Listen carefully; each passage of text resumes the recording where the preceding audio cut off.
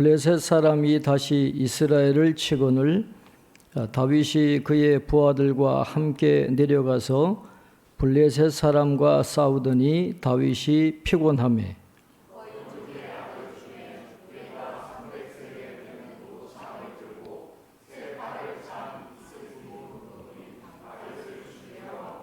스루야의 아들 아비새가 다윗을 도와 그 블레셋 사람을 쳐 죽이니 그때에 다윗의 추종자들이 그에게 맹세이르되 왕은 다시 우리와 함께 전장에 나가지 마옵소서 이스라엘의 등불이 꺼지지 말게 하옵소서 하니라.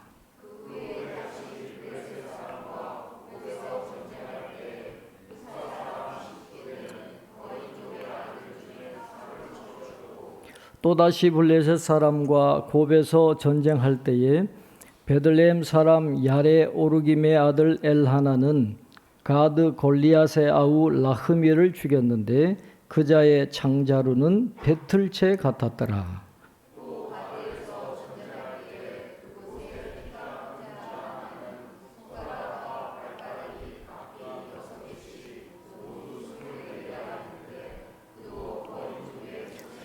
그가 이스라엘 사람을 능욕함으로 다윗의 형 삼마의 아들 요나단이 그를 죽이니라.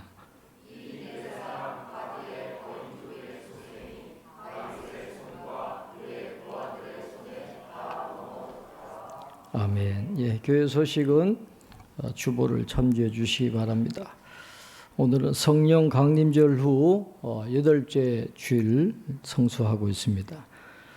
기도해 주신 대로 여름 수련회를 2박 3일 동안 비가 많이 와서 걱정했지만 은혜 가운데 잘 마쳤습니다. 우리 전도사님, 교사들 수고 많이 하셨고 또 가셔서 수고해 주신 분들 성도님들께도 감사드리고 청년들 본인들도 수고를 많이 했어요.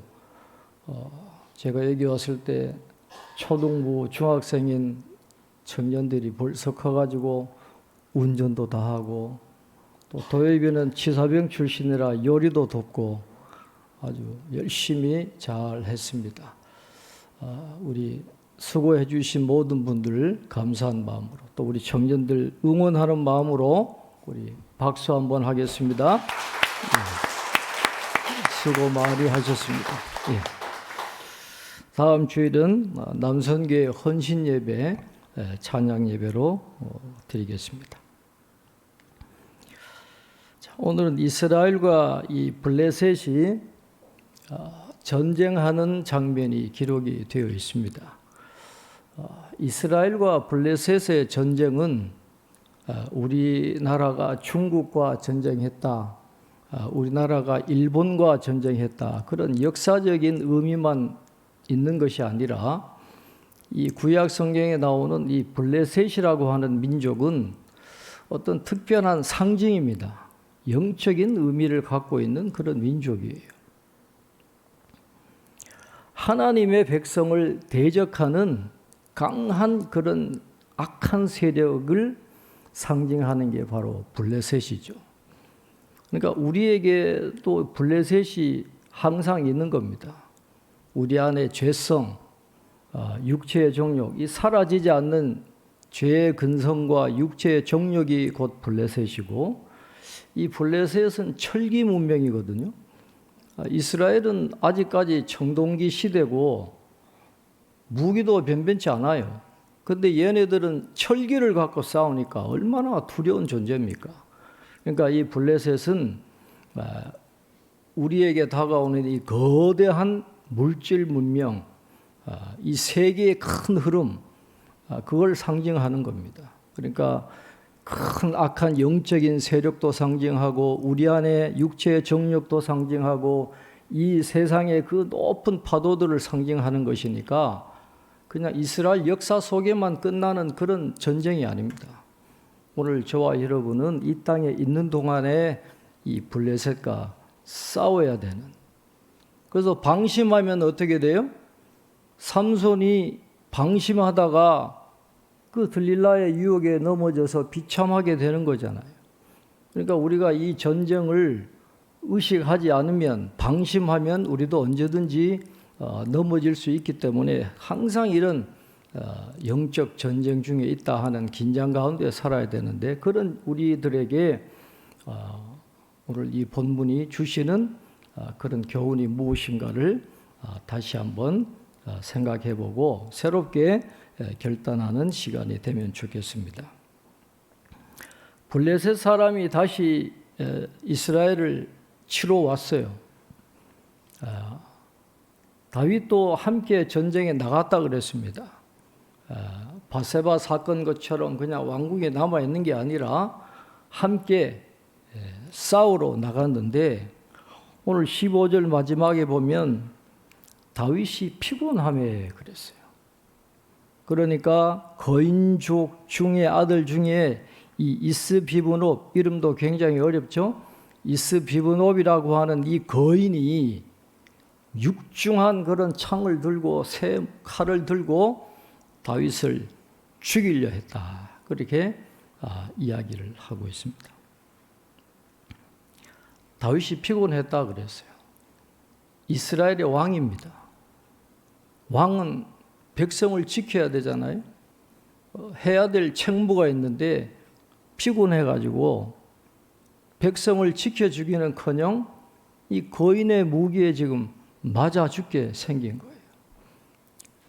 다윗은 예표입니다. 가리키는 거죠. 참된 왕이신 예수님을 가리키는 존재에 불과하기 때문에 우리가 의지할 수 있는 그런 존재가 아니에요. 다윗도 피곤함을 느끼는 겁니다. 그도 인간이니까 왕으로 세움을 받았지만은 피곤해요. 싸울 힘이 없어요. 그러니까 이런 것을 보면 다윗도 피곤한 것처럼 오늘 우리의 인생 속에 우리를 피곤하게 하는 일들이 없을 수가 없는 거죠. 육체적으로도 그렇고 정신적으로도 그렇고 영적으로도 그렇고 온갖 문제들이 나를 힘들게 하고 참 피곤할 때가 많이 있습니다. 그러면 좀 내버려 두면 좋은데, 마귀는 우리 약한 것을 너무도 잘 알거든요. 항상 우리를 넘어뜨려고 하니까 약한 곳이 있으면 집중적으로 공격합니다. 다윗이 지금 피곤해요. 싸울 능력이 없어요. 그런데 보통 군인도 아니고 이 거인이 그 무서운 무기를 들고 다윗을 죽이려고 하는, 그러면 다윗은 지금 이 죽을 수도 있는 그런 위기에 빠져 있는 겁니다. 피곤하면 피곤할수록 더 큰 시험이 오고 더 큰 유혹이 오고 더 큰 문제가 오게 되는 거예요.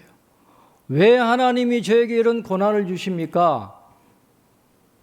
모든 인간에게 그런 가능성이 있는 거예요. 다윗이 피곤해가지고 이 거인에게 지금 죽게 생겼습니다. 그럴 때 다윗을 돕는 손길이 나오죠. 17절에 보니까 스루야의 아들 아비새가 다윗을 도와 그 블레셋 사람을 쳐 죽이니, 그때에 다윗의 추종자들이 그에게 맹세하여 이르되 왕은 다시 우리와 함께 전장에 나가지 마옵소서, 이스라엘의 등불이 꺼지지 말게 하옵소서 하니라 그랬어요. 이스비브놉이라고 하는 거인이 다윗을 덮쳐가지고 죽이려고 합니다. 그냥 내버려 뒀으면 다윗은 죽을 수밖에 없는 그런 위기에 처해 있는 거예요. 그럴 때 그 위기를 보고 나서는 한 사람이 있었으니 스루야의 아들 아비새가 다윗을 도와가지고 그 블레셋 사람을 쳐 죽였다, 그렇게 이야기합니다. 이 장면은 이 구속사에서 굉장히 중요한 한 가지 패턴을 우리에게 보여주고 있습니다. 왕이 위기에 처했을 때 누군가 대신해서 그를 위해서 싸워 주었다라고 하는 거예요. 우리가 다 피곤해서 도저히 이겨낼 수 없고 그 문제 때문에 죽을 것 같을 때 누군가 대신해서 우리를 싸워주는 분이 있다고 한다면 우리가 이겨나갈 수 있잖아요. 여러분, 그런데 죄와 사망의 권세와 우리가 싸울 때 우리가 어떻게 이길 수 있겠어요? 여러분, 제가 최홍만 선수하고 격투기를 한번 한다고 생각해 보세요. 최홍만 선수 키가 몇이죠? 217cm. 거인이 올 나오는 거인족 같은 그런 사람이죠. 씨름 선수 하다가 이 종합 격투기 한 사람이에요. 손이 엄청 커요. 발도 무지막지하게 크고. 이 링 위에서 저하고 최홍만하고 싸웠다라고 한번 생각해 보세요. 그 무지막지한 손으로 상상을 해 보세요. 상상을. 그 무지한 발로 저를 푹 차면 백전백패하는 거예요. 죄와 사망의 권세와 싸워서 이길 수 있는 사람은 아무도 없는 거예요. 그러니까 우리를 위해서 대신 싸워 주어야 할 분이 있어야 됩니다. 도움의 손길이 있어야 된다라는 것을 오늘 장면은 우리에게 보여주고 있습니다. 다윗이 죽을 수도 있었잖아요. 겨우 아빗의 도움을 받아가지고 살아났어요. 그러니까 다윗을 따르는 부하들이 뭐라 그럽니까? 다시 우리와 함께 전장에 나가지 마세요. 이스라엘의 등불이 꺼지지 말게 하옵소서. 그렇게 이야기하잖아요. 쉽게 이야기하면 전쟁이 나면 누구를 노릴까요? 그 부대의 대장을 노리는 거죠. 왕을 노리는 거예요. 왕을 죽이면 전쟁에서 쉽게 승리할 수 있는 거예요. 사기도 꺾이고 혼란에 빠지게 되니까. 사탄이 누구를 노립니까? 교회 목사님들을 노리는 거예요. 그 지도자를 치는 거예요. 어려움에 빠뜨려. 그러니까 다윗이 죽어버리면 이스라엘이 혼란에 빠지게 되니까 등불을 꺼지게 하지 마세요. 여러 영적인 의미도 우리가 꺼낼 수 있겠지만 일단 왕이 죽으면 힘들어지는 거예요. 그러니까 다시는 전쟁에 나가지 마세요. 등불이 꺼지지 않도록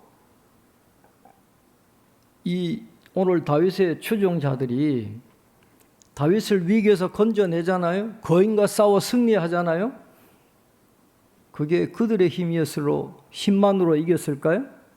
다윗의 추종자들이 용맹히 뛰어나가지고 거인을 이겼을까요? 그렇지 않다라는 거예요. 사무엘의 핵심은 사무엘하 7장에 나오는 다윗의 언약입니다. 하나님이 다윗을 영원히 지켜주시겠다 그랬거든요. 다윗이 죽으면 안 되는 거예요. 다윗의 계보가 이어져야 되고 다윗의 통치가 이어져야 되는데 다윗이 죽으면 어떻게 합니까? 그 하나님의 언약이 깨어지고 하나님의 구속사가 무너지니까 하나님이 다윗을 지켜주셔야 되는 거예요. 그러니까 다윗이 죽을 위기에 아비새가 나서고 또 거인들과 부하들이 싸우지만 결국은 이 사무엘하서 저자가 강조하는 건 뭐냐 하면 그 승리는 누구 덕분이에요? 하나님이 도와주신 덕분이라는 거예요. 그것을 지금 계속해서 강조를 하고 있는 겁니다. 하나님의 은혜가 더 중요한 것이지 근본 원인인 것이지 추종자들이 뭔가 무술이 뛰어나고 용기가 있고 그게 초점이 아니라 다윗의 언약을 지키시기를 월심히 신실하게 일하시는 하나님이 그 추종자들을 통해서 다윗을 지켜주고 계신다라고 하는 것이 오늘 본문에서 이야기하는 중요한 주제라고 할 수가 있습니다. 그런데 보세요. 이스비브몹이라고 하는 사람이 죽었어요. 그런데 그걸로 끝나는 게 아닙니다. 오늘 18절에 뭐래요? 그 후에 다시 블레셋 사람과 곱에서 전쟁할 때 또 거인족의 아들이 나옵니다. 그래서 후사 사람 10부개가 그를 쳐 죽여요. 그런데 그걸로 끝나는 게 아니에요. 19절에 보면 또 다시 블레셋 사람과 곱에서 전쟁할 때에 야레 오르김의 아들 엘하나는 역대기를 보면 야일의 아들 엘하난이라고 되어 있어요. 같은 인물이죠. 또 거인을 쳐 죽이는데 골리앗의 아우 라흐미를 죽였다 그랬어요. 여러분 그 후에 또 다시 블레셋과 전쟁이 계속 일어납니다. 그건 뭘 의미하는 걸까요? 영적인 전쟁은 끝이 없다는 거예요. 끝이 없어요. 우리가 이 땅에 있는 동안 악한 세력과의 싸움은 끝없이 일어나게 되는 겁니다. 자, 20절 우리 한번 같이 읽겠습니다. 우리 20절, 21절 우리 한번 같이 읽겠습니다. 또 가드에서 전쟁할 때에 그곳에 키가 큰 자 하나는 손가락과 발가락이 각기 6개씩 모두 24개가 있는데 그도 거인족의 소생이라. 그가 이스라엘 사람을 능욕함으로 다윗의 형 삼마의 아들 요나단이 그를 죽이니라 그랬습니다. 전쟁하는 장소가 바뀝니다. 처음에는 앞에서는 어디라 그랬어요? 곱이라 그랬어요. 그 다음에 20절에는 어디라 그랬습니까? 가드라 그랬어요. 이게 아주 중요한 의미가 있습니다. 여러분, 사울 왕이 통치할 때는 블레셋이 유다 산지까지 쳐들어와요. 길보아산, 이 유다 산지에 있는 길보아산까지 쳐들어와 가지고 거기서 사울과 요나단이 죽고 이스라엘이 패배하잖아요. 근데 지금 다윗 시대에 와 가지고 전쟁하는 장소가 어디예요? 블레셋 땅이에요. 이스라엘이 밀려서 본토로 들어갔다가 다시 밀고 나가는 거예요. 점점 승리하면서 곱에서 이 가드로 다시 전쟁의 터전이 옮겨지면서 이스라엘이 점점 블레셋을 밀어내는 그 장면이 나오고 있는 것이죠. 이게 아브라함에게 약속하신 그 언약이 이루어지는 것을 상징적으로 보여주고 있고, 이것은 장차 예수님께서 모든 사탄의 영토를 다시 찾으시고 하나님의 나라 그리스도의 왕국을 세우신다라고 하는 그것을 미리 예표해 주는 아주 중요한 사건이라고 할 수가 있습니다. 그런데 마지막으로 언급된 장소가 가드잖아요. 가드. 이거는 이 블레셋의 핵심이라고 보면 돼요.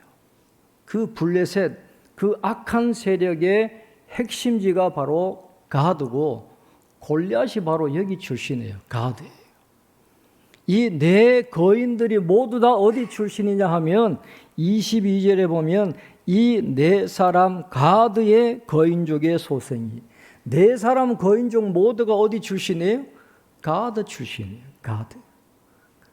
이 네 사람은 그냥 우연히 그냥 키가 큰 사람, 그것이 아니라 블레셋의 핵심인 가드 출신의 하나님을 대적하고 하나님을 대적할 뿐만 아니라 하나님의 백성들을 대적하고 두려워 떨게 하고 공포에 떨게 했던 바로 그 가드 출신의 사람들인데, 하나님이 다윗과 그의 부하들 손에 넘겨주셔서 그들이 다 무너지게 되었다 하는 것을 이야기를 하고 있습니다. 이 가드의 출신인 이 네 명의 거인들이 무너졌다라고 하는 것은 예수님께서 십자가에서 완전하게 승리하게 되시는 그 승리를 보여주고 있는 것입니다. 예수님께서 십자가에서 승리하셨어요. 이미 승리는 기정사실입니다. 사탄은 무너졌어요. 패배했습니다. 그러나 마지막 그날까지 아직까지 우리가 싸워야 될 전투가 있는 거예요. 아직까지 회복되지 못한 영역이 있기 때문에 저와 여러분이 속한 그 영역에서 하나님의 통치를 회복해 나가야 될 책임이 누구에게 있느냐? 우리 모두에게 있다라는 거예요. 그래서 오늘 이 다윗의 추종자들, 거인과 싸워 이긴 이 모든 추종자들은 오늘 이 시대에 뭐를 상징하느냐 하면 교회를 상징하는 겁니다. 교회를 상징하는 거예요. 이미 예수님께서 사탄의 세력을 다 무찌르셨고 승리를 쟁취하셨어요. 그러나 아직 그리스도의 왕국이 완성되지 않았어요. 이미 시작된 그리스도의 왕국이지만 아직 이루어지지 않았어요. 이루어지는 그날까지 우리 교회인 우리가 함께 힘을 합쳐서 영적으로 싸워 이겨야 되는 그런 일들이 오늘 우리의 삶 속에 주어져 있다라는 것이죠. 그런데 우리의 힘으로 이기는 게 아니죠.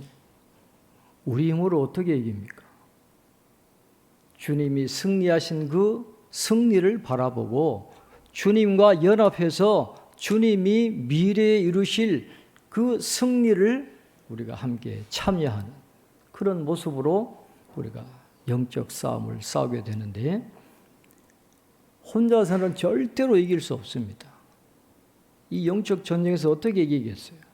그러니까 아비새가 다윗의 위기를 보고 가서 도와준 것처럼 흔들리는 분들, 연약한 분들, 낙심한 분들, 어려움에 빠져 있는 분들 그들에게 관심을 기울여주고 도와줄 수 있으면 도와주고 함께 격려하고 주님이 우리와 함께 하십니다. 주님이 승리하셨습니다. 우리가 주님과 함께 연합하면 그 승리의 자리에 우리가 참여할 수 있습니다. 같이 힘을 냅시다. 함께 교회로 연합해서 나아갈 때에 오늘 우리도 이스라엘 백성들이 누렸던 그 승리에 동참하게 될 것이고 마지막 날 하나님이 하나님의 나라의 천국 잔치로 그 기회를 열어주실 때 우리가 참여하게 되는 그런 은혜를 누리게 될 줄로 믿습니다. 최후 승리를 얻기까지 주의 십자가 사랑하리. 우리 힘이 아니에요. 주님이 승리하신 그 주님의 승리를 바라보고 주님과 연합하고 또 우리가 교회로서 함께 영적 싸움을 싸워서 이겨나갈 수 있는 우리 모두가 될 수 있기를 바랍니다. 우리 찬송가 105